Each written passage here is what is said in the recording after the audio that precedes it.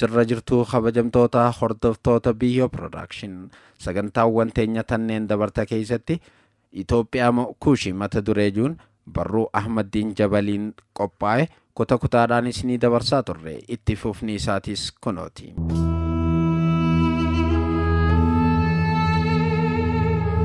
Itoophiyaan tamiin kutaa sadaffaa.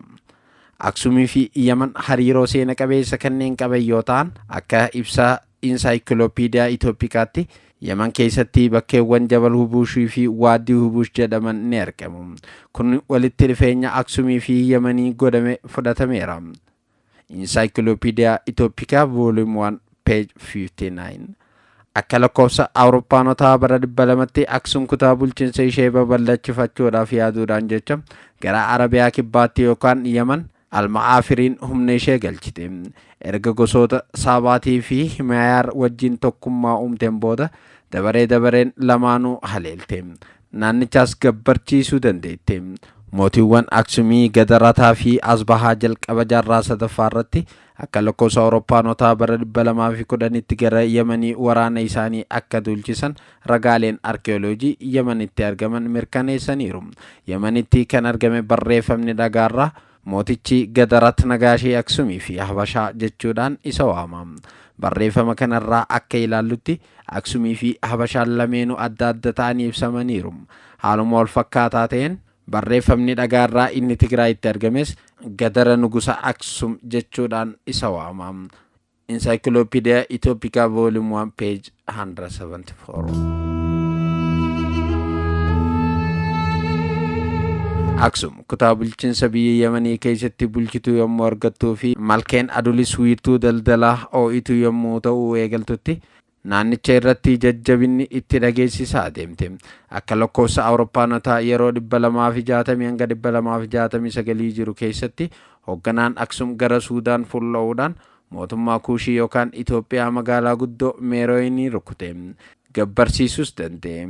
Isheen duriin irraa jalqabdee hidda mootummaa Kuushii yookaan Itoophiyaa jedhamee waamamaa tureef magaalaa guddoo tan turte Meerooy Aksumiin jalatti kufte.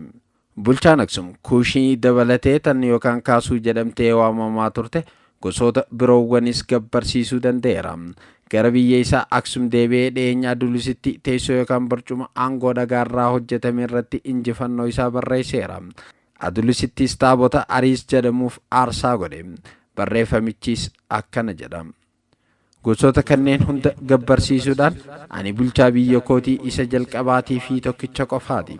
Kunis kan ta'eef kan na dalfate gabbaramaan koo Araaris tola naaf ooleeni.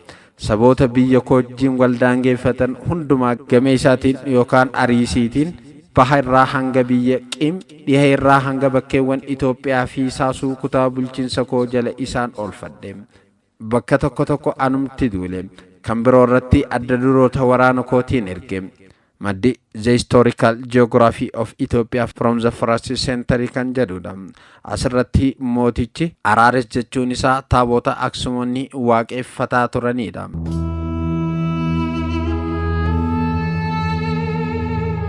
Mootichi Aksum barreeffama armaan olitti tuqe kana kan godhe zamana aangoo kootti 27ffaa irrattidha jechuudhaan goolaba. Haasawa bulchaa Aksum isa armaan olitti tuqne kana keessatti mootichi naannolee Itoophiyaa akka to'ate eerameera. Naannoo kana kan to'ate Aksumitti mootumee waggaa 27ffaa irratti ta'uu isaatiin inni tanaan dura bulchaatan ture biyya Itoophiyaa hin turre jechuudha. Kun immoo Itoophiyaa jedhamaa kan jiru Aksumiin tan dabalattu Itoophiyaa teenya akkan ta'in innummaan haasofni bulchaa Aksum ragaa biroo nuuf ta'a. Hayyooleen mootiin kun Afilaas kan jedhamee bulchaa Aksumiiti amantii jedhu kan qaban yoo ta'u akka lakkoofsa Awurooppaanotaa bara 527tti Aksumiin kan daawwate mana Kuuseen Gibxi Kosmas barreeffamicha kitaaba isaa Kiristaan Toppoogiraafii Kosmas jedhame keessatti lafa kaa'eera.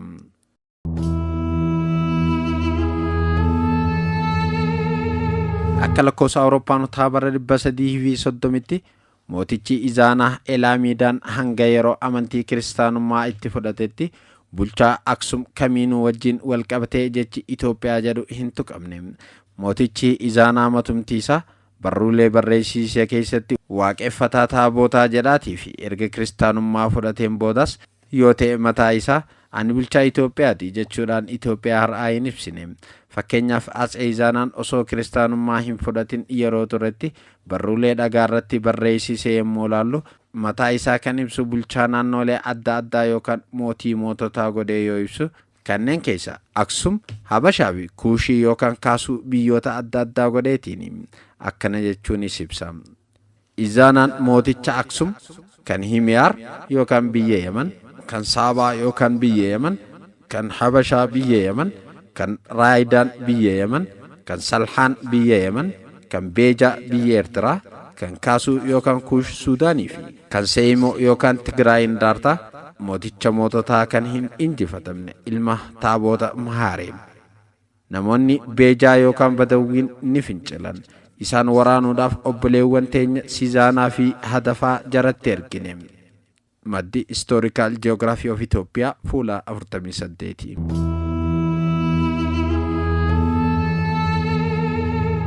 Izaanaan gara aangoo osoo hin dhufin duratti yeroo 260 hanga 269 jiru keessatti Kuush yookaan Kaasuun Aksumiif gabbartuu ta'uu ishee armaan olitti tuqneerra. Ta'us Izaanaan baay'inaan mataa isaa yommuu waamu kan ilaallu bulchinsoota isa biroowwan dabalatee mootii Kaasuu yookaan Kuush jechuudhaan. Armaan olitti kan erre barreeffame isa luuga Giiziitiin barreeffameen Izaanaan duula namoota Beejaa irratti adeemsise yommuu nuuf seenessu mataa isaa bulchaa naannolee adda addaa godhee yoo ibsu kanneen keessaa isheen takka Habashaa akka taate barreessiseera. Duuluma kana ilaalchise lugaa sabaa Yamanoota duriitiin barreeffama dhagaa irraa Epigraphic South Arabian barreessiseen mataa isaa bulchaa naannolee adda addaa godhee ibsa. Mootichi Izaanaan isuma duula isaa kan Beejaa kana luga Girkiitiin kan barreessise yoo ta'u qabiyyeen isaa kan walii galaa tokko ta'ee maqaan Habashaa jedhu yeroo jalqabaatiif hiika Itoophiyaa jedhuun bakka buufameera. Atsee Izaanaan barreeffame isaa kanaan bulchinsoota isaa kanneen bulchu keessa Aksumii fi Habashaa yookaan barreeffama Girkiitiin Itoophiyaa jedhamee kan hiikame kan tuqaman tokko osoo hin taane bulchinsoota adda addaa ta'aniiti. Kunis Aksum bulchinsa Habashaa yookaan Itoophiyaa jedhamee kan tuqameen alatti tan taate ta'uusaa nu hubachiisa. Kun Itoophiyaa jedhamee barreeffamicha irratti ibsaa kan jiru Aksumiin tan of keessatti dabalatte Itoophiyaa teenya akka hin ta'in agarsiisa birooti.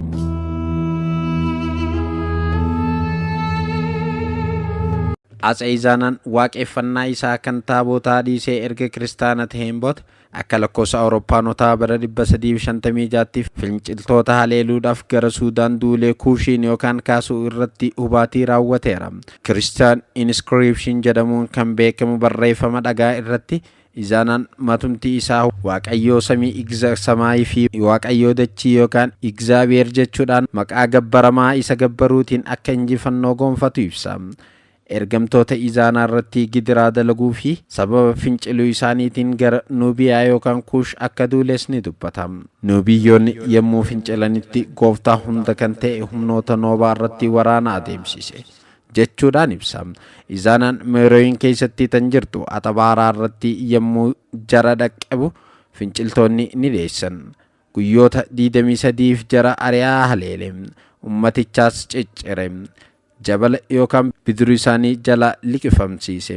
Izaanaan afaanuma isaatiin magaalaa isaanii tan dhagaan hojjetamte gube jechuudhaan barreesseera. Maddi Historical Geography of Ethiopia fuula 55 hanga 56. Biyya Suudaan yookaan Meerooyitti kanneen argaman ragaaleen arkeeyoolojii Izaanaan garas duuluu isaa mirkaneessaniiru. Ensaayikiloopiidiyaa Itoophiyaan kan yuunivarsiitiiwwan addunyaa teenya adda addaatiin waa'ee Itoophiyaa kanneen qo'annoo godhaniin Piroofeesaroota 250 waliin kan qophaa'e jaldii sadaffaa fuula 939 irratti akka lafa kaa'etti Meerooyitti kanneen argaman barreeffamni dhagaarraa 2 fi saantima bulchaan Aksum Izaanaa erga kiristaanummaa fudhateen booda Meerooyin haleeluu isaa mirkaneeffateera. Ragaan kun kan argame naannoo piraamidii Meerooyitti yoo ta'u kanneen lugaa Giiziitiin barreeffamanii fi mootii Aksumiif Himiyaar kan jedhuun kanneen lugaa Girikiitiin barreeffamanidha. Akka lakkoofsa Awurooppaanotaa bara 260 hanga 269 irraa eegalee hooggantoonni Aksum gara Suudaan duuluudhaan Kuushiin yookaan Nuubiyaa haleelus akkasumas bara 356 Izaanaan haleellaa ol aanaa irra raawwatus Meeroo yookaan Kuush bifa guutumaan guututti irra deebitee hin kaaneen kan haleelamte jaarraa 500ffaa hogganticha Aksum Taazaanaa ta'uu isaatiif ragaan eerameera. Ministeerri barumsaa kan qopheesse kan kutaa 6ffaa kitaabni barataa saayinsii hawaasaa waa'ee kufiinsa magaalaa guddittii mootummaa Meeroo akkanatti ibsa. Jaarraa lammaffaarraa eegalee qaroominni Meeroo dadhabsiifameera. Yeratiinsa qaroomina Meerootiif sababni hangaftichi ka'umsa mootummaa Aksum ture. Walakkaa jaarraa afuraffaarratti Aksum Meerooyin weerarte. Magaalattis gubuudhaan diigdee jirti. Weerara kanarraa kan ka'es mootummaan Kuushii kan durii kufuuf danda'eera. Saayinsii hawaasaa kitaaba barataa kutaa 6ffaa fuula 7.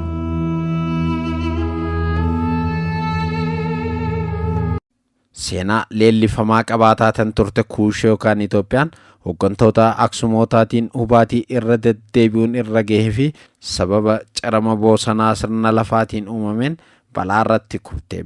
Kufaatii isheetiif akka sababa dabalataatti kanneen tuqaman gidduu daldalli Roomaa Meeroo irraa gara Malkee yookaan Andulis jijjiiramuu isaatii fi gara naannichaa baqachuun beejaanotaa gidduutti argama.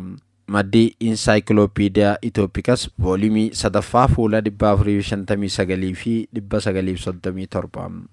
Mootummaan Kuush yookaan Itoophiyaa booddeen ishee bifa armaan olitti ilaalleen erga goolabameen booda lugaa Girikiitiin moggaasa fuulli jara aduudhaan kanneen gurraacha ta'e yookaan Itoophiyaa jedhu namoonni biyya alaa mootummaa Aksumiitiif kennu eegalan.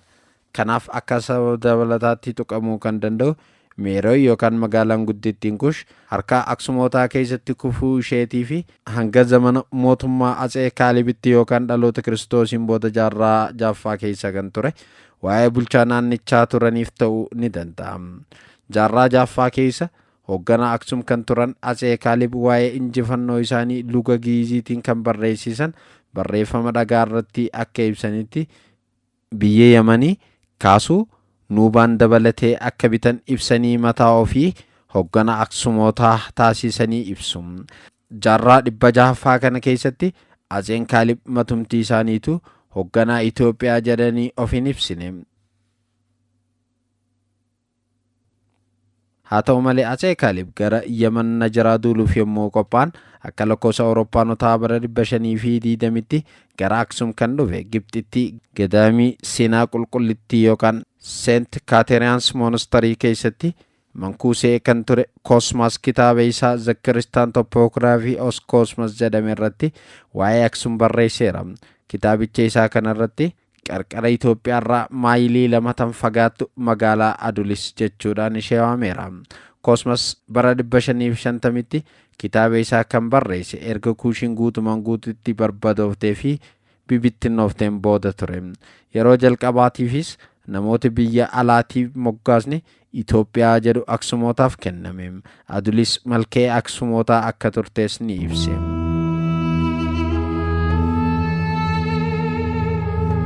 Inumayyuu waraanni Atsee Kaalib gara Yaman Najaraa yommuu duulu dhaabbatee kan arge Koosmas Aksumiin Itoophiyaa jedhee ishee waamus Atsee Kaalib dabalatee hoggantoota Aksumootaa gidduutti mootiin kamuu mataa isaa Itoophiyicha biyya isaatis Itoophiyaa jedhee hin waamne. Hanga kufinsa mootummaa Aksumitti kana kan mul'isu ragaan yeroo sanirraa hanga ammaatti hin jiru. Atsee Kaalibiin dabalatee barreeffama Atsee Izaanaa irratti Itoophiyaa fi Aksum kan ibsaman kanneen adda addaa ta'aniiti. Barreeffama Atsee Izaanaa irratti jecha Itoophiyaa jedhuyyuu kan argannu Girikiin kan barreessisan irratti ta'uusaa armaan olitti qabaachisuun keenya ni yaadatama. Walitti qabuuf hanga yeroo mootummaan Aksumootaa itti geeffametti barreeffama yeroo sanitti barraa'e irratti hoogganaan Aksum kamuu mataa isaa Itoophiyaanicha akka ta'e akkasumas biyyi inni bulchus Itoophiyaa akka jedhamtu ragaan ittiin ibsee hin jiru. Insaayikiloopiidiyaan Itoophiyaa akka ibsetti biyyi teenya Itoophiyaa jechuudhaan ishee waamuu kanneen jalqaban hayyoolee jaarraa 13ffaa turan.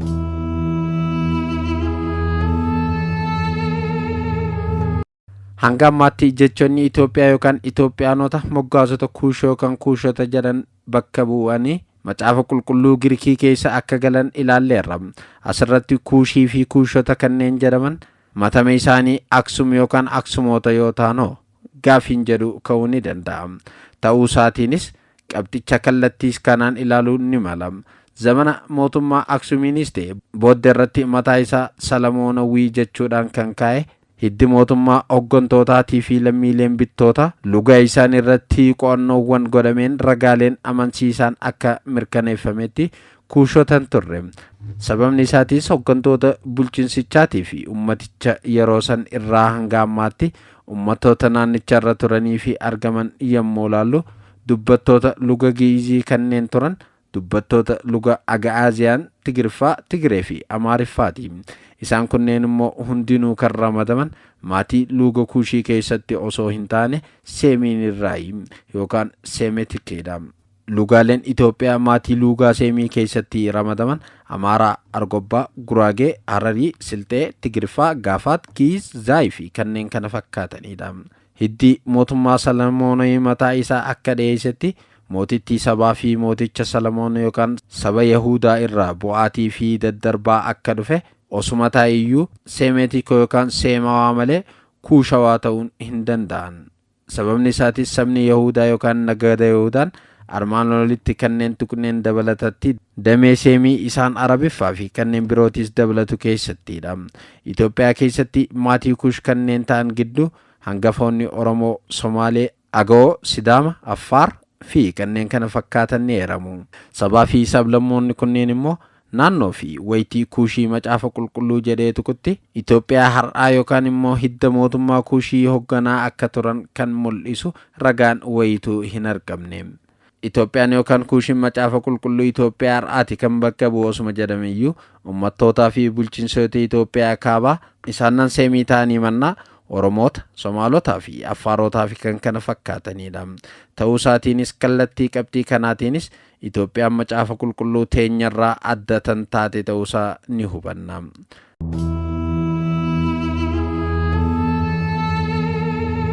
Lugaalee Itoophiyaa isaanan maatii lugaa Kuushii keessatti ramadaman kanneen armaan gadii gidduutti argamu.